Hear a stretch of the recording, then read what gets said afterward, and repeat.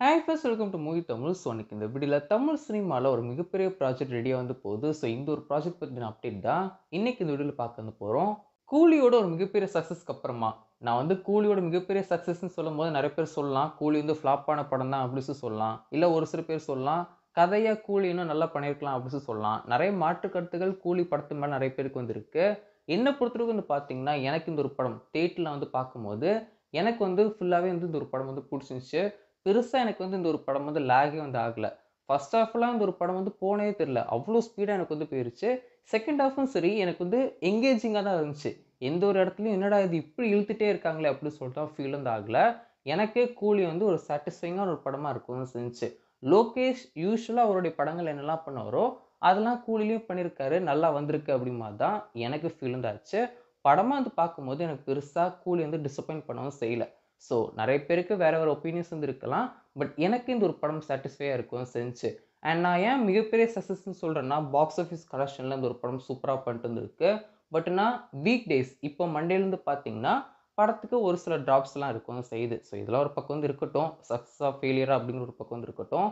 இப்போ விஷயத்துக்குள்ள வந்து வரலாம். கூலியோட ரிலீஸ்க்கு அப்புறமா லோகேஷோட அப்கமிங் ஃபிலிம்ஸ் என்னலாம் இருந்துச்சு அப்படின்னு சொல்லி பார்த்தீங்கன்னா, கைதி 2 கைதி 2 முடிச்சதுக்கு அப்புறமா அமீர் கான் கூட சேர்ந்து ஒரு படம் பண்றா இருக்கவும் செஞ்சுச்சு. இந்த ஒரு படத்த பத்தி லோகேஷ் என்னதான் பெருசா ஷேரும் பண்ணாட்டியும், அமீர் கான் நெறைய விஷயங்கள் இந்த ஒரு படத்த பத்தி ஷேரும் பண்ணியிருப்பாரு. நானும் லோகேஷும் சேர்ந்து ஒரு படம் வந்து பண்ண போறோம் அப்படின்னு சொல்லிட்டு நெறைய இன்டர்வியூஸ்ல ஷேரும் பண்ணியிருப்பாரு. அண்ட் இந்த ஒரு ப்ராஜெக்ட் முடிச்சதுக்கு அப்புறமா விக்ரம் 2 ஆர் விக்ரம் 3 பண்ண போறேன் அப்படின்னு சொல்லிட்டு அவரே ஷேரும் பண்ணியிருப்பாரு.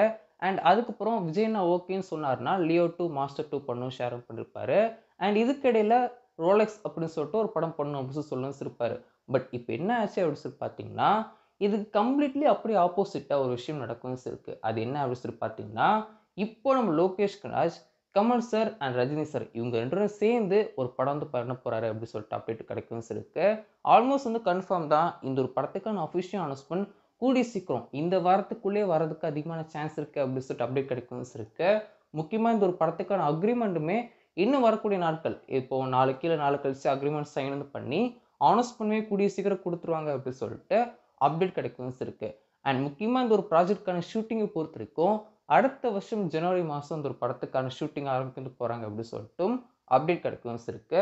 ஸோ இப்போ நீங்க வந்து கேட்கலாம், இப்போ வந்து ஒரு படம் லோகேஷ் பண்ணவும் செய்றாருன்னா, கைதி 2 என்ன ஆச்சு அப்படின்னு சொல்லி கேட்கவும் செய்யலாம். ஸோ கைதி 2 பொறுத்தவரைக்கும் இன்னும் இந்த ஒரு படம் 1 வருஷத்துக்கோ, 2 வருஷத்துக்கோ தள்ளி போக தான் வந்து போகுது. ஸோ இப்போ உடனே ரிலீஸ் ஆக போறது, அதாவது ஷூட்டிங் ஆரம்பிக்க போறது கிடையாது.